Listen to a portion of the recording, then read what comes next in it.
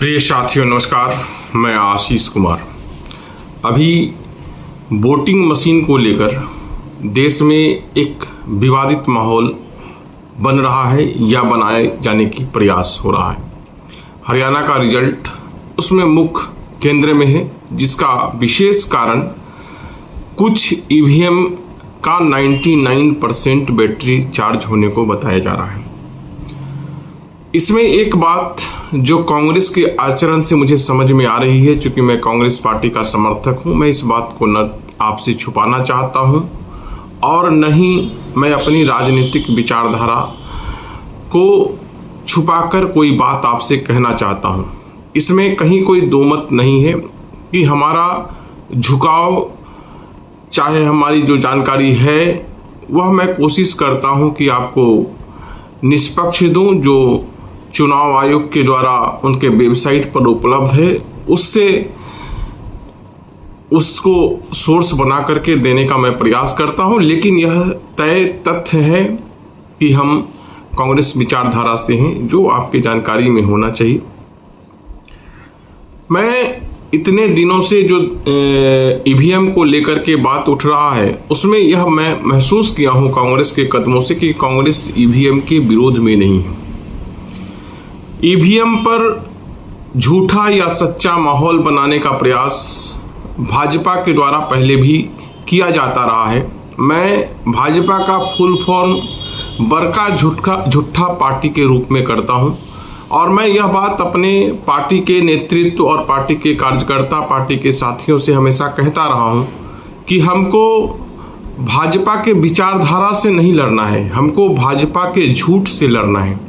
और आज तक अगर कांग्रेस हारी है तो भाजपा के झूठ से हारी है, भाजपा के विचारधारा से नहीं हारी।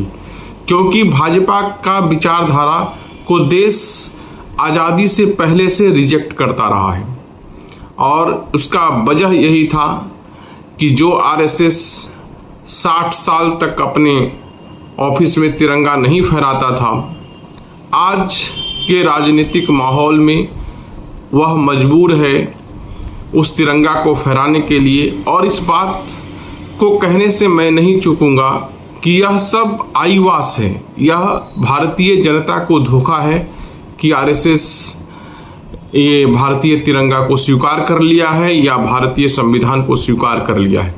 इस बार जब 2024 में 400 पार का नारा लगा था तो भाजपा ने अपने कई मुखों से कहवाया कि हम 400 पार इसलिए चाहते हैं क्योंकि हमको संविधान बदलना है। जिनको भी संविधान से प्यार है, तिरंगा से प्यार है, देश से प्यार है, वह भाजपा से प्यार कर ही नहीं सकते।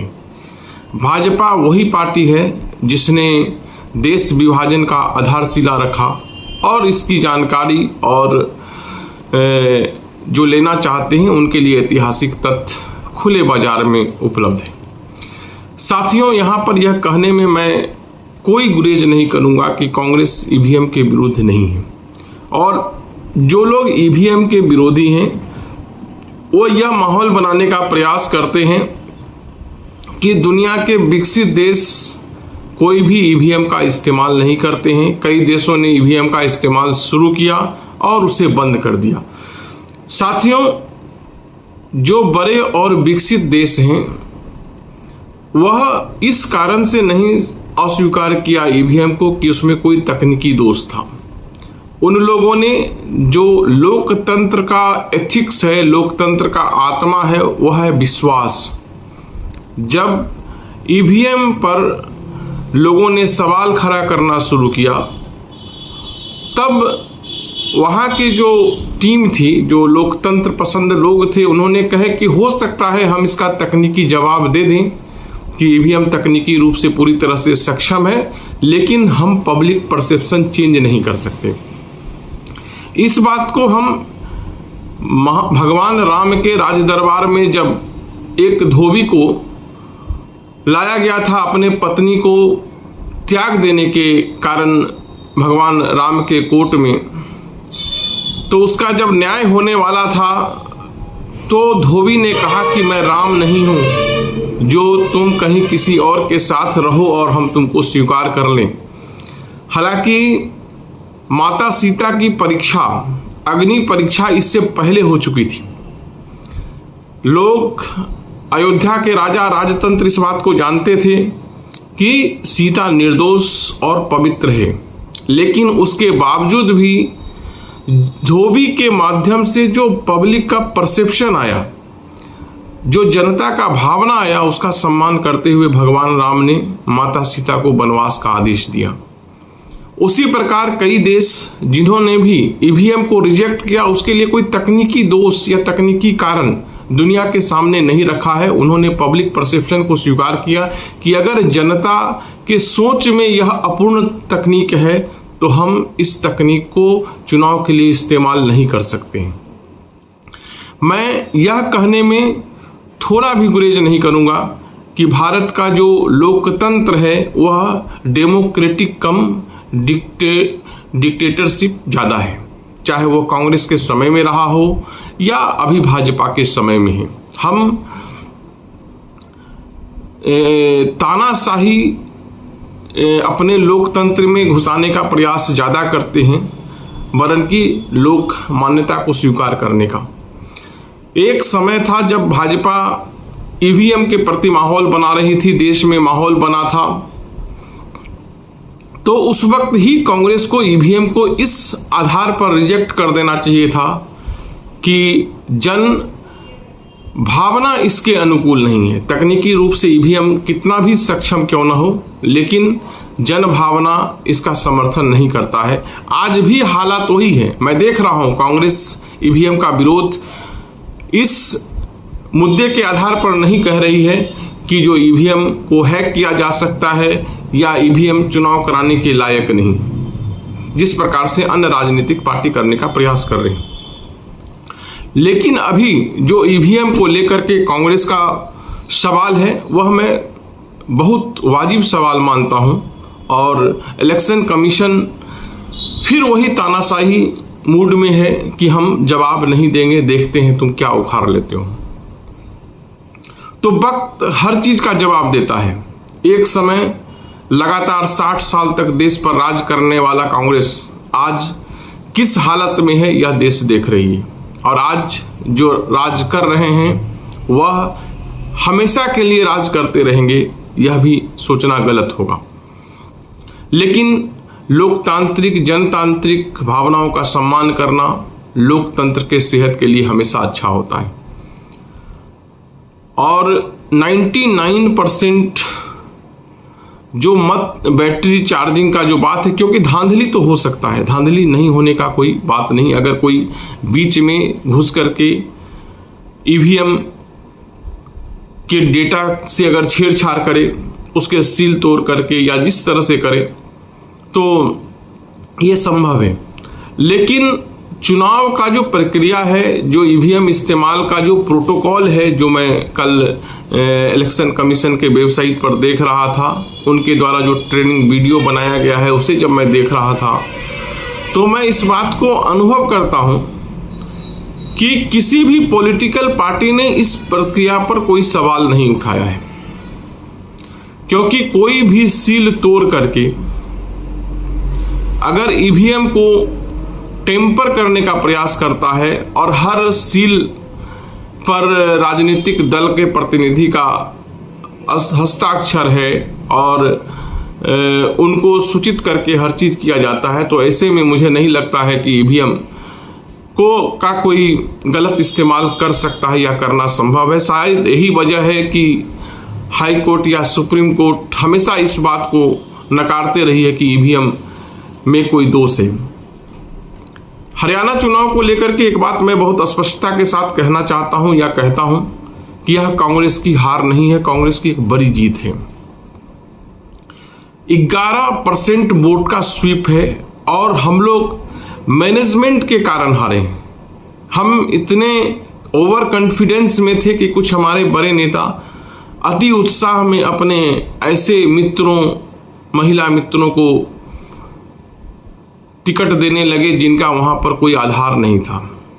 अपने महिला मित्रों को खुश करने के लिए जब टिकट बांटे जानते हैं, तब वह एक हालत बताता है कि हम जीत के प्रति कितना आश्वस्त हैं, और यही आश्वासन हम 0.89% वोट से हारे हैं, मैनेजमेंट के कारण हारे हैं। अभी चारों तरफ यही बात या हल्ला है कि जो भाई कांग्रेस को उनके बागियों ने डैमेज किया, बागियों के पास पैसा भाजपा वालों ने दिया। मैं हमेशा ये कहता हूं कि भाजपा चुनाव युद्ध के तरह लड़ती है, कांग्रेस चुनाव विचारधारा के स्तर पर लड़ती है, दोनों में अंतर है।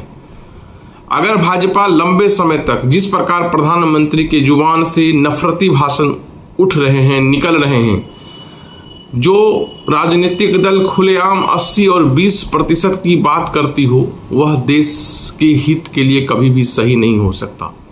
अगर भारत को अखंड रहना है, भारत को शिक्षित बनना है, तो भाजपा का खत्म होना बहुत जरूरी है। उसके बिना देश आगे नहीं बढ़ सकता। अभी भाजपा के कुछ चापंडुस इजराइल को समर्थन देने के लिए वो युद्ध में भाग लेना चाह रहे थे।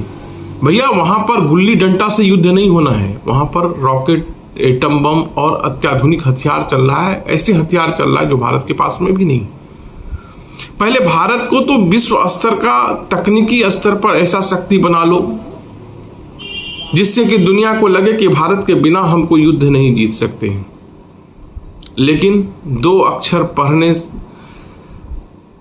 की जगह पर जब तुम सड़क पर कूदना प्रेफर करोगे तो इजराइल तुम्हारी भावना का कभी सम्मान नहीं करेगा। ऐसे इन मूर्खों को यह भी पता नहीं है कि भारत फिलिस्तीन के आजादी का समर्थक है, और यह भावना, यह विदेश नीति हमारा आज तक, इवन मोदी जी के काल में भी जैसा नेहरू जी के समय में था, वैसा मोदी जी के भी समय में वही है।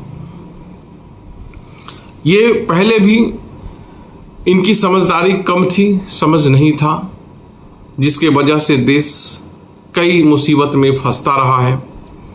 आज फिर जब मामला ईवीएम का आया है, जब मामला देश को एक रख करके राजनीतिक रूप से ज़्यादा सक्रिय रखने का है, तो इसमें भी इन लोगों ने ईवीएम को लेकर के लोगों के मन में दुर्भावना भरने का काम किया, बड़े बड़े पुस्तकें लिखी। लेकिन कांग्रेस आज भी ईवीएम को खुल करके विरोध नहीं कर रही है। उसका कारण यही है कि वह तकनीकी रूप से इस बात को मानती है कि ईवीएम सक्षम है, वोट कराने के लिए सक्षम है, क्योंकि देश उतना खर्च नहीं कर सकता जितना कि बैलेट पेपर में होना है। लेकिन एक सुझाव, कुछ सुझाव जो हम इलेक्शन कमीशन को देना चाहते हैं, जनभावना के अनुरूप देना चाहते हैं, कि अगर कुछ लोगों को लगता है कि ईवीएम से हमारा वोट खराब हो सकता है, तो उनको बैलेट पेपर यूज करने का, इस्तेमाल करने का उनको मौका दीजिए। लोगों के पास में यह विकल्प रहे कि जो बैलेट से वोट देना चाहता है वो बैलेट से वोट दे ले, जो ईवीएम से वोट देना चाहता है ईवीएम से वोट दे ले। और ईवीएम पर एक आदमी 2 बार वोट नहीं कर सके, इसके लिए जरूरी है कि थंब इम्प्रेशन कैप्चर करने वाला एक मशीन रहे, जिसमें कोई व्यक्ति जैसे ही वहां उंगली लगाए कि वो आ जाए कि हाँ भाई आपने वोट कर दिया है। और दूसरी बात, जो पर्ची है, हर पर्ची का एक यूनिक सीरियल नंबर हो, हर पर्ची का यूनिक सीरियल नंबर हो, ताकि वोट देने वाला अगर कल चाहे कि हाँ भाई हम 129 नंबर का हमारा सीरियल नंबर था, वह उसको मिलाना चाहे, चेक करना चाहे तो चेक कर ले। कई जगह ये बात देखा जाता है कि जो लोग वहाँ मतदान कराते हैं प्रॉपरली ट्रेंड नहीं होते हैं, तो ऐसे में जो टेस्ट वोट होता है, जिसको कि मॉक पोल कहते हैं, उसका भी वोट उसी में रह जाता है। तो ये अगर संभव है कि मॉक पोल के लिए एक अलग से सीरियल नंबर उसमें रहे कि हाँ भाई ये मॉक पोल का वोट है, तो हमको लगता है कि इस प्रकार से जो चीज़ें हैं इसको और ट्रांसपेरेंट बनाया जा सकता है, लोगों के विश्वास को जीता जा सकता है, ईवीएम को ज़्यादा रिलायबल और विश्वसनीय बनाया जा सकता है। इतना ही कह करके मैं चुनाव आयोग से आग्रह करूंगा कि लोकतंत्र परसेप्शन का चीज़ है, लोक भावना का चीज़ है। इसमें हम अपने ज्ञान को थोपने से ज़्यादा अच्छा है, हम अपने विश्वास को थोपने से ज़्यादा अच्छा है कि हम लोगों के विश्वास को जीतने का प्रयास करें, उनको अधिक से अधिक विकल्प दें ताकि वह लोकतांत्रिक व्यवस्था में ज़्यादा से ज़्यादा विश्वास कर सके। इतना ही कह करके मैं इलेक्शन कमीशन से उम्मीद करूंगा कि जो भी सवाल आता है उसको खुल करके जवाब दे। जितने भी सीसीटीवी रिकॉर्डिंग्स हैं कोशिश करें कि वह ऑनलाइन हमेशा रहे। अगर कोई ज़रूरी नहीं कि जो लोग वहाँ पर हैं वह उसी चैम्बर में बैठ करके देखें सीसीटीवी, उसके अंदर क्या हो रहा है उसको भी लोग देख सकें कि हमारा जो ईवीएम का मूवमेंट है, अगर हमको मन है देखने का तो पूरा देश उसको एक साथ देख सके। तो मुझे लगता है कि हम ज़्यादा पारदर्शी हो पाएंगे, ज़्यादा व्यवस्थित हो पाएंगे और देश के लोक भावना के अनुकूल हम अपने लोकतंत्र को मजबूत कर पाएंगे। इतना ही कह करके मैं आज के वीडियो को विराम देता हूं। उम्मीद करता हूं कि पहले की जैसा आप हमारे चैनल को अधिक से अधिक सब्सक्राइब करेंगे, अधिक से अधिक लाइक करेंगे और इस वीडियो को अधिक से अधिक लोगों तक फैलाएंगे ताकि जो ईवीएम को लेकर के लोगों के मन में जो दुविधा है उसको दूर किया जा सके। ईवीएम कई चरणों में राजनीतिक दलों के प्रेजेंस में उनका पैकिंग और बाकी मूवमेंट होता है और जिस पर आज तक किसी भी राजनीतिक दल ने कोई सवाल नहीं उठाया है। तो ये सारी बातें सबको बताने की ज़रूरत है। और इतना ही कह करके मैं आज का वीडियो को यहीं समाप्त करता हूँ। जय हिंद, जय भारत।